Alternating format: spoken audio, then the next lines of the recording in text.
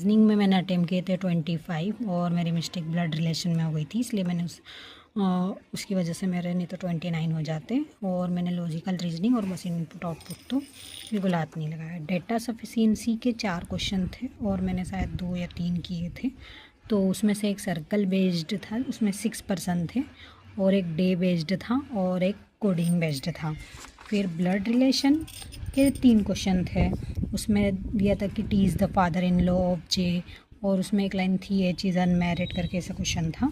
और logical reasoning के 8 question थे। मशीन इनपुट आउटपुट के 5 क्वेश्चन थे जो कि वर्ड और number based machine input output था।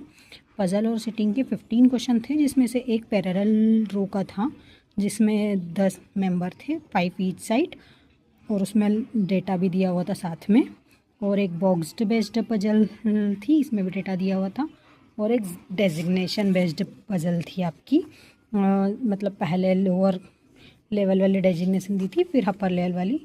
और सिलोलिज्म के 3 क्वेश्चन थे, ये तो शुरू में ही थे तो ये तो इजीली हो गए थे। फिर वर्ड बेस्ड एक क्वेश्चन था और नंबर बेस्ड एक क्वेश्चन था। नंबर बेस्ड एक जो क्वेश्चन था उसका आंसर शायद 7 था।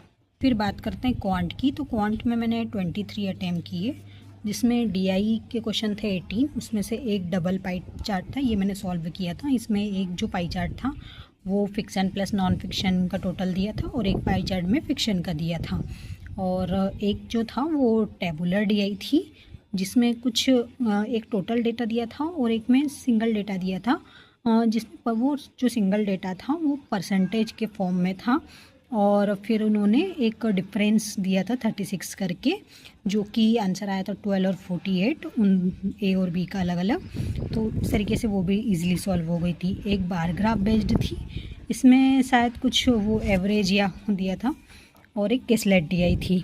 डाटा सफिशिएंसी के 4 क्वेश्चन थे, Q1 और Q2 के 2 क्वेश्चन थे, मिसिंग नंबर सीरीज़ के 4 और अरिथमेटिक के 12 थे। अरिथमेटिक के क्वेश्चन इजी तो थे, लेकिन उनमें क्या अप्रोक्सीमेशन दिया था, जो नंबर दिए थे वो अप्रोक्सीमेशन के फॉर्म में दिए थे, इसलिए उनको करने में ज़्यादा टाइम लग रहा था। कंप्यूटर की बात कर लेते तो PS2